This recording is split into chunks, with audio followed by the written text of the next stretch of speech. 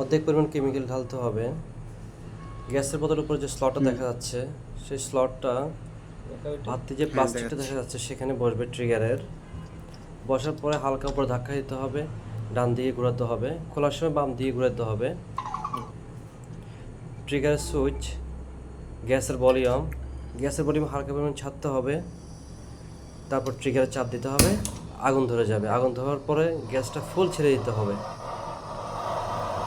তারপর 2 থেকে 3 মিনিট অপেক্ষা করতে হবে মেশিনটা গরম হওয়ার জন্য। এর মধ্যে পাম্প করে নিতে হবে ভালোভাবে। 2 থেকে 3 মিনিট পর আস্তে আস্তে কেমিক্যাল ছাড়তে হবে। কেমিক্যাল ছাড়ার সাথে দেখবেন ধোঁয়া বের হচ্ছে। যদি তেল বের হয় তাহলে অপেক্ষা করতে হবে গরম হওয়ার জন্য। এটা কেমিক্যালের সুইচ, চাপ দিলে কেমিক্যাল বের হবে। কাজ শেষ হওয়ার পরে গ্যাস অফ করে দিবেন, গ্যাসের বোতল করে ফেলবেন। ওয়াটার ফ্লাশ ট্যাঙ্ক, অর্ধেক পরিমাণ পানি নেবেন, সুন্দরভাবে লাগিয়ে নেবেন। তারপর পাম্প করে নেবেন ভালোভাবে। এরপর কেমিক্যাল যেমন ছাড়েন এটা পানি তেমন ছাড়বেন, শুধু পানি বের হবে।